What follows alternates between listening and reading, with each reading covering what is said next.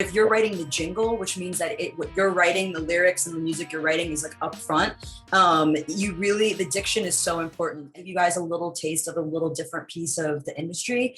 And you guys can kind of, at least in practical experience, like see what it's like and, test it out and just learn something a little bit different. The last one I had everybody, I gave them a detailed brief in terms of a 30-second and a 15-second spot. For writing for an ad or commercial. I gave very specific direction as to what lyrics would have to be included in some form or another. That's very typical if you're writing for customer ads where they give you, I was pretty lenient. I just said use 2 of the terms as opposed to all of them. But right. If you are writing for ads and commercials, usually you get like, a 2 or 3 page workup where there's references, there's way too many words you could possibly fit in, and you just have to learn how to communicate back and just figure out like, okay, which are the ones that are essential. If I have to trim anything out, what do you think I could, must be in there versus literally a page worth of lyrics when I have 30 seconds to get across what I need to and maybe 15. If you're trying to cram things into and it's a bunch of lyrics, I mean, for ads in particular, everything's really clear, not background music. If you guys are pitching your music, that's going to be kind of in the background while there's a voiceover, that's different. But if you're writing the jingle, which means that what you're writing, the lyrics and the music you're writing is like up front, the diction is so important. And, people, they underestimate how much time you need to get the full words out. In a way that people understand. If you do shorthand, I remember one of the comments I had with someone who sent something in, it was great, but they didn't have their lyrics on the one. And it kind of, when they said it fast, it sounded very different from what the words were. So my feedback in that case was just slow it down a little bit. It has to be very clear that you're saying this thing. Today, now, never, better, best. So I guess like with that too, you're looking at those words, but you're also kind of looking at what like the ad they're trying to get at is, like you're trying to guess. So, I would say a good rule of thumb is like with that, like today, now, never, better, everything has to be now driven. They're trying to get something across that's happening in the moment. And that would be what I would circle the track around or the pitch around, because there's a sense of urgency. Anytime you see anything that's time related. So today it's going to happen now at the moment, never, better, best. You can tell they're trying to sell something that like, this is going to be the best experience you ever had. It's going to happen right now. So I would say if you didn't craft your words around the immediacy of that, that's another good thing to look out for. Typically they'll give you words like and I'll show you guys too with some of the briefs that I put together, another brief list for you guys for this month, of all the briefs from the previous month.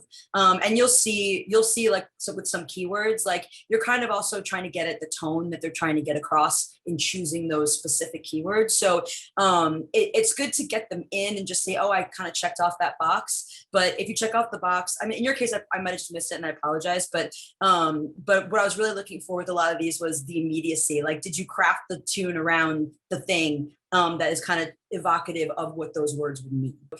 This is something where if you are pairing yourself, like whether your production skills aren't up to chops, and you're going to be pairing with someone else that's a producer, like being able to understand how to read these things and apply them is an incredible skill to have, just in terms of like, being able to land a gig like this and to like be that expert kind of in the room that's like, okay, like, no, we really need to drive home this thing. And I'll give you guys some examples of ones that I really dug. And there's actually one where somebody literally just wrote like never, never, never better. And that's like, that's great. Like they don't reinvent the wheel. Like that's not a bad way to do it either. So, but I'll play you guys there are a couple of examples where I thought, some were a little more heady, but good. And then, some just were like right on the nose and you're like, okay, I kind of can't argue with that. And, at a certain point with these, again, it's tricky because if you do get a job like this from an ad agency, ideally at best there's demo fees, like they're picking you because they're going to pick certain teams. I do this writing a lot for free. If I'm trying to get in with a new agency, someone that doesn't really know what I can do, I'll say, hey, give me a spot. Let me show you what I can do. And then, in that case, the win would be obviously if you get it, but a close second for me as a win is if they call me again to do more work, because at the end of the day, you can hit all the markers, but like someone sitting in the room was envisioning more of an acoustic version versus a dance version, or I've done campaigns before. I did a campaign for Ralph Lauren where we did like a retro French song and hired a demo singer, got really far. And it got to like the president of like the whole like that one brand that we were putting out, and they were like, we don't want more French for this, we want hip hop. And like, you know, this is after like paid for demo singers, they released it. I mean, did get like a really good kill fee for it, but you know, it kind of goes to show like, you know, you could be checking all the boxes along the way, and then, you know, with this stuff, it's so subjective. And it's the same whether or not you're writing for ads or commercials, or if you're writing on a TV series, like specifically say where like I'm writing on a musical series that's coming up. I just finished another musical series, like where there's you're dealing with the music supervisor, the producer, the editor, you're dealing with the network supervisors. And like at some point it goes through all these different channels where people could change their mind. But, you know, I would say, yeah, like the win for this is like being really careful about reading the brief, asking questions if it does seem pretty vague. Not over asking questions because, you know, they're like in like kind of in time constraints. So make sure you read it first and you really do have to decode it.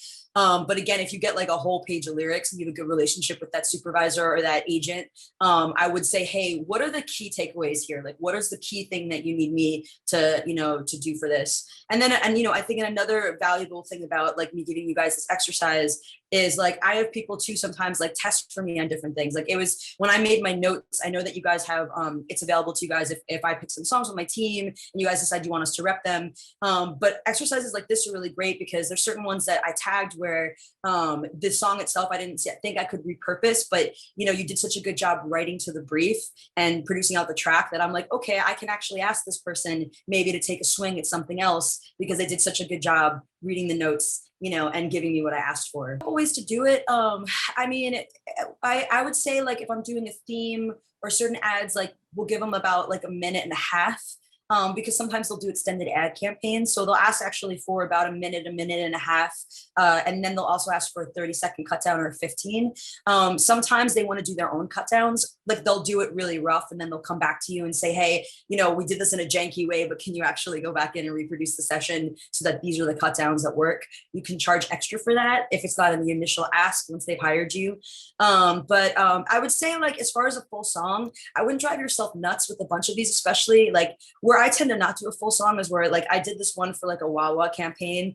It's so specific to that one brand that I kind of like just did like a verse and a chorus. That being said, and this is actually going to be part of the assignment I gave you guys this time, didn't land that campaign, but loved it so much that we took Wawa out of the chorus. We changed it just a little bit and we were able to license it for something else. I did the same thing with we did a Rooms to Go pitch and it was so catchy in the chorus that even though they passed on our campaign, I went back in and we took out Rooms to Go and we just changed the lyrics a little bit. So part of what we're going to be doing in the next exercise is I want you guys to revisit some things that you have that you could maybe, you know, like take a different take on, because, you know, I think for you guys with as much as you're writing, being able to recall what campaigns you're working on and being able to like, yeah, I would say extend it if you can extend it. Again, it depends on the volume that you're working on. So like Mary, if you have time to like write a full song and you really think it's catchy, you might as well do it. You can always do a cut down. If you're in a groove and it doesn't hurt to do like a verse and a chorus, you know, with the pace that I'm working on a bunch of projects, I don't usually have that time. So a 30-second for me or a minute and a half for me feels like something I can usually cobble together between other things. If like, you know, you might get this, because also keep in mind, I gave you guys this, you had a month to do it. Typically these things come in and you have like 5 hours or 24 hours. So you're really just kind of learning how to do this as fast as possible. But yeah, I would say, look, you know, I always tag my things. What I do is I have a weird little spreadsheet because I move so fast with a lot of these projects that I don't remember what I sent things in on. So I try to just tag it. And then at the end of every month, I try to see what I think went, didn't go. Usually no news means no. I don't always follow up unless it's like a bigger project of a thing where I got pretty far along. And then I might just say, hey, I was thinking to use this song for something else. Did you guys hard pass on it? And then I try to tag the songs that I want to go back to that I think I can reuse or do something else with. Some of you guys did a really good job with this where the jingles were written in a way that it could be used for multiple things. So like we reached out to a couple of you with some of the songs that you guys wrote where I'm like, okay, I can see myself pitching this for a couple different things. So, you know, I think, you know, in those cases, it doesn't necessarily matter how long it is. They're not really expecting it to be a full song. If you want to release it on an EP as an artist, as a fake band, which we've talked about in the past, you know, extend it. But Yeah, no hard fast rules. If you're feeling inspired, you want to make it a little longer, make it a little longer. Yeah, I would say also the other thing too, I don't want you guys to have to do too much work. And if you guys start getting slammed with a bunch of this stuff, like in the Perfect Planet, you're getting asked to do these briefs a lot. You really kind of have to like gamble with your time, right? Because some of them aren't paid. So like, I know with like my hot list with some of my producers, I'm constantly sending to them stuff and they kind of have to look and see what they have, time to do, if they have time to do it or not do it. In which case, like, if it is like an ad like this, if they dig it, they're probably going to ask you to rewrite some stuff.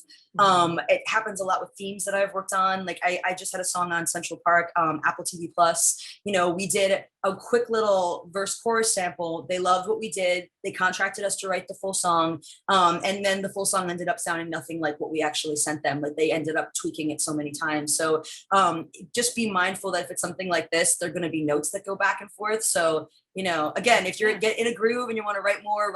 But if you're kind of in a crunch for time, I would just stick to what you have and then kind of move on to the next project.